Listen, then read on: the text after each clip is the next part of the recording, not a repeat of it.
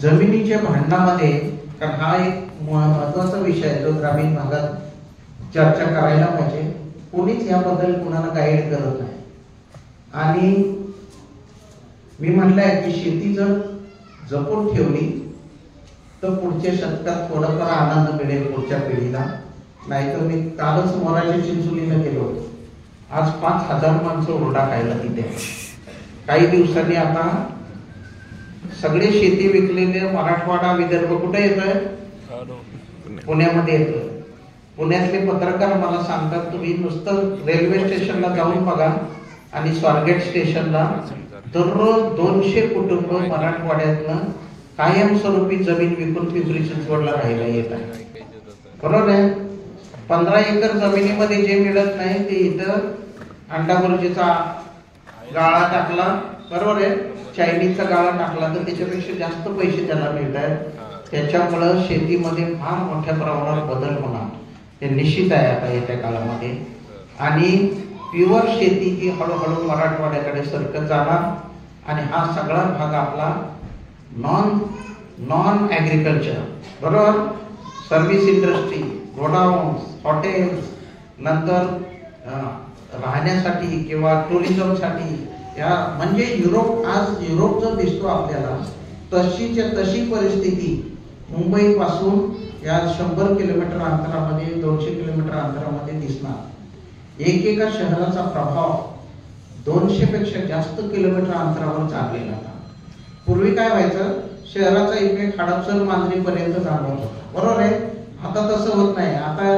आता इंटरसिटी चालू झाली तर सोलापूरची 90% माणसं तर सोलापूरला राहून सकाळी 3 तासात मला यायला परवडत आहे, बरोबर आहे. हा कम्युनिकेशन एवढं फास्ट होईल. आपला आता बायपास झाला मिळून पुणे सारखी 20 महत्वाची शहरं आणि मुंबई सारखी 4 मेट्रोपॉलिटन सिटी, या सगळ्याचं जे क्षेत्र आहे जमिनीचं ते 0.005 एवढं पण तेवढं नाही आहे. एवढा मोठा विस्तीर्ण देश आपला आहे. किंबहुना एक जागतिक लेवलवर एक अभ्यास चालू आहे की एवढं महागड्या जमिनी या संपूर्ण भारत सोडून कुठल्या देशात कशा नाही. 170 देशात जो जमिनीचा रेट नाही तो कुठं आहे? आपल्या देशात आहे. पण जर कम्युनिकेशन चांगलं झालं, इंटरनेट चांगलं आलं आणि तुमच्या घरामध्ये जर तुमची नवी सून नेट आलं, ब्रॉडबँड आलं तर इथं राहील, नाही तर इथं राहील का नाही हे मला जरा शंकाच वाटते आता, बरोबर आहे ना. तुमच्यापैकी बऱ्याच लोकांनी आई वडिलांचे फोटो बिटो घरात लावले असतील. ही बहुतेक शेवटची पिढी आहे फोटो लावणारी, एवढं निश्चित आहे. इथं बसलेल्या कोणाचाही फोटो तुम्ही मेल्यानंतर तुमचा मुलगा सून लावण्याची काही शक्यता नाही. त्याच्यामुळं तुम्ही जिवंत आहे याचा पुरावा 2050 साली काही राहणार नाही. त्याच्या आधी हसून घ्या भरपूर, बरोबर आहे. एकमेकाला मदत करा, एकमेकाची काम ओढायची कमी करून टाका, दुसऱ्याच्या जीवनात आनंद निर्माण करा, पुस्तकं वाचा. कारण नवी जी मॅचिंग वाली सून येणार आहे ती घरामध्ये सांगणार आणि तुम्ही मेल्यानंतर तुमचा फोटो 1 वर्षाच्या आत गोठ्यात जाणार. ते म्हणणार हे रंगाला मॅच होत नाही. तुमच्या वडिलांचा फोटो, आईचा फोटो रंगाला मॅच होत नाही. आपण गुलाबी रंग दिलाय, त्यांचा रंग जरा सावळा होता, त्यामुळे हा जर मॅचिंग करायचा असतो फोटो तर गोठ्यात ठेवायला पाहिजे. तर तुम्ही मेल्यावर 1 वर्षाच्या तुमचा फोटो गोठ्यात जाणार ही गॅरंटी पकडा तुम्ही. त्याच्या आधी माझं म्हणणं आहे काय चांगलं काम करून घ्या. आणि 71व्या वर्षीच्या माणसाला वाटतं पळायला पाहिजे, त्याच्यात खरं आयुष्याची गंमत आहे. तर आपण एक माणसाचा सत्कार केला तर 4000-5000 मुलं इन्स्पायर होतील. त्यालाही वाटेल याला पडणं वाईट नाही, बरोबर आहे की नाही. किंबहुना वयाच्या 65 पर्यंत जगला तरी मला वाटते सरकारने 20 लाख रुपये आपल्या अकाउंट मध्ये आणून टाकायला पाहिजे. असा काळ आला आहे. मरणाच्या वेळी मुंबई सोडून जर पुण्यात आला तर 5 लाख रुपये वाचायची शक्यता आहे. आणि पुणे सोडून गावात आला तर 20 लाख रुपये वाचायची शक्यता आहे. असा कार्यक्रम आहे. तर गावाकडे चला असं गांधीजी नंतर पुन्हा एकदा सांगायची वेळ आपल्यावर सगळ्यांवर येणार हे मी तुम्हाला निश्चित सांगतो. कारण दररोज जर तुम्ही दुसऱ्याने सिगरेट ओढली तरी 200 ग्रॅम धूर आपल्या अंगामध्ये घेणार असला तर तुमचं आयुष्य, आज दिल्लीमध्ये ती परिस्थिती, दिल्लीमधले सगळे IAS ऑफिसर जेवढे आम्हाला ट्रेनिंगला भेटतात ते म्हणतात म्हातारपणी आम्ही दिल्ली सोडून लांब नैनिताल करून चंदीगडच्या पलीकडे आपलं घर घेतोय आणि तिकडे राहायला चाललोय, कारण फुफ्फुसामध्ये 30% काळा धूर सापडतोय, अशी परिस्थिती आहे. त्यामुळे जगणं, नुसतं जगणं हाच एक मोठा विषय होऊन जाण्याची फार मोठी शक्यता आहे. अशा वेळी आपल्याला शेतीबद्दल एक नवा विचार करायला पाहिजे. शक्यतो आता काही गोष्टीमध्ये एवढ्या टोकाच्या गोष्टी आहे आपल्याकडे. आपल्या विधिमंडळामध्ये एक सिक्युरिटी गार्ड आहे. एक दिवस माझ्याकडे आला, असंच काहीतरी कोणीतरी सांगितलं त्याला की साहेबांना तो सातबारा दाखव. कोकणातला माणूस आहे तो, सिंधुदुर्ग मधला. जमीन किती माहितीये का? 10 गुंठे. आणि आई वाढल्यावर तेव्हा ते स्वतःच्या भावाने 4 गुंठे दिली ना, आम्हाला बाकीच्यांना 2-2 गुंठे दिली. असं कसं काय झालं असं? मी त्याला म्हटलं मला कसं कळणार, तू सातबारा आणून दाखव. ती फेरफार नोंद सातबारा आणला, वारस नोंद केली, स्वतःच्या भावाने 4 गुंठे जमीन घेतली आणि बाकीच्या दोघांना 2-2 गुंठे दिली. म्हटलं असं का केलंय ते त्याला एकदा विचारून ये. तो गेला, भाऊ म्हटला 1.5 महिना मरताना आई माझ्याकडे होती,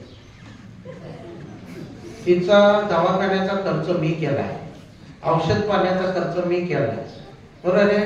मरताना मी शेवटचं पाणी पाजलं म्हणून मी 2 गुंठे जमीन जास्त घेतली, तुला काय करायचं ते कर. एकदम साधा हिशोब. म्हटलं मग तुझं काय म्हणणं आहे? ते म्हणतात साहेब 1.5 महिना आई बेशुद्ध होती, कोमामध्ये गेली होती. आम्ही 3 जण गेलो, तिचं तोंड उघडलं, 1 चमचा पाणी टाकलं आणि मग तिचा आम्ही अंत्यविधी केलाय. मी त्याच्या बदल्यात थोरल्या भावाला 2 पिस्तुलाची बाटल्या द्यायला तयार.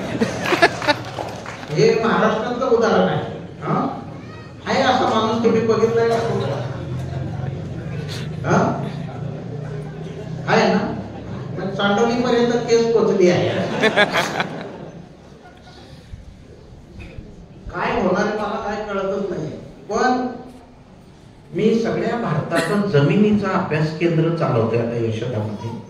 म्हणून मी तुम्हाला सांगतो की महाराष्ट्रात 2.5 कोटी शेतकरी आहेत. त्या 2.5 कोटी शेतकऱ्यांपैकी 42 लाख शेतकरी फक्त सिंधुदुर्ग, रत्नागिरी 2 जिल्ह्यात आहेत. एकाच सातबारावर 80 नावं आहेत. त्यातली 79 लोक मुंबईमध्ये राहतात. प्रत्येकाची एक गावात खोली आहे. वर्षातनं एकदा गणपतीला येतात आणि ती खोली झोडायला 2,00,000 रुपये देतात, बरोबर आहे. पण त्या खोलीला कुलूप लावून हा माणूस परत मुंबईला जातोय. तो शेजारच्या भावाला शेती करणाऱ्या म्हणत नाही, तू वापर, कशाला घराला कुलूप लावायचं, बरोबर आहे का नाही? तसं तो म्हणत नाही. गावातला भाऊ मी म्हणत नाही की तुम्ही आलाय 2 दिवस तर राहा आनंदाने, माझ्याबरोबर एकत्र स्वयंपाक करून खाऊ आपण, असं तो म्हणत नाही. मुंबईहून येणारा भाऊ येताना डबा घेऊन येतोय. हे विधानक चित्र महाराष्ट्राच्या ग्रामीण भागाचं आहे आणि आपला भाग सुद्धा त्याला अपवाद होणार नाही. आज जर तुम्ही अर्धा 1 एकराचा शेतकरी म्हणजे माणसाचा शेतकरी, अशी परिस्थिती आहे. अजून 30 वर्षांनी काय होईल आपण आज तरी सांगू शकत नाही, बरोबर आहे. काहीही जमिनीतले हक्क सोडायला पाहिजे. अर्थशास्त्रज्ञ असं म्हणतात की जमिनीतला माणसाचा भार कमी करा. 6 लोकांच्या नावावर जमीन असेल, एकच माणूस शेतकरी करत असेल शेती, तर 5 लोकांनी हक्क सोडून त्याला जमीन दिली पाहिजे. जो एक हक्क मागणारा माणूस आहे त्यांनी त्याच्या बदल्यात त्या 5 लोकांना पैसे दिले पाहिजे. आता ह्याचा फॉर्म्युला सरकारने ठरवणं शक्य नाही, बरोबर आहे. आणि असं का होत आहे ते पण मी तुम्हाला सांगतो. आपल्या कुळ कायद्यामध्ये एक ओळीचा एक गोष्ट आहे की बिगर शेतकऱ्याला महाराष्ट्रात जमीन घेता येत नाही आणि ह्यामुळे लोक शेतीतला हक्क सोडायला तयार नाही. त्याला काय वाटतंय, माझं पोरगा अमेरिकेत शिकलं, जर्मनीत गेलं, परत त्याच्या मनात 30 वर्षांनी आलं की जमीन करायची, तर मग कसं करणार, बरोबर आहे ना. म्हणून तो शेतीतला हक्क सोडत नाही. मी सरकारला एक साधा त्याच्यावर उत्तर दिलं होतं की आजच्या तारखेला जेवढे लोक शेतकरी आहेत त्यांना एक 3 ओळीचं सर्टिफिकेट द्या, त्याला बार कोडिंग करून द्या वाटलं तर, की हा माणूस पुढच्या 2 पिढ्या शेतकरी मानला जाईल. संपून टाका विषय, बरोबर आहे. असं केलं तर लोकांना पण पायात पाय घालून दुसऱ्याचं नुकसान करण्याची इच्छा नाही, बरोबर आहे. आणि एवढा विचित्र काळ येत आहे की तीनही भाऊ मुलं असताना सुद्धा आमच्या कडदे गावामध्ये खेड तालुक्यात तुमच्या अंत्यसंस्कार करायला कोणीच तयार नाही. शेवटी गावाने पैसे गोळा करून अंत्यसंस्कार केलाय वडिलांचा. तिघ जण म्हणतात की मी पैसे खर्च करणार. किती खर्च येतो बरोबर आहे का नाही? पण हे इथपर्यंत हे आपल्या कडेला आपल्या गावाच्या जवळ शिवेवर येऊन पोहोचलेलं गणित आहे. आणि त्याचं उत्तर मला तर आत्ताच असं वाटतंय की आपली किती जमीन असली काही असली तरी आपण आता मरणाची स्वतःची सोय स्वतःच्याच पैशाने करण्याचा आता काळ येईल आता आणि आला आहे. मला 2 स्कीम तरी माहिती. ते काळेवाडीला एक स्कीम झाली आहे ती मरेपर्यंत 15 वर्षाचे पैसे ऍडव्हान्स घेत आहेत आणि मुलं माणसं पण देत आहेत. मरेपर्यंत रूम सुद्धा झाडायची नाही. आई वडिलांनी तिथे येऊन राहायचं. त्यांना वाटलं तर जेवण रूम मध्ये मिळेल. त्यांची इच्छा असली पाय चालत असले तर खाली यायचं जेवायचं. या सगळ्याचे 15 वर्षाचे ऍडव्हान्स पैसे घेऊन वृद्धाश्रम चालू आहे नवीन नावाने मॉडर्न नाव. त्याला आता वृद्धाश्रम म्हणायचं नाही. काही जणांनी त्याला आनंद आश्रम असं नाव दिलं आहे बरोबर आहे ना.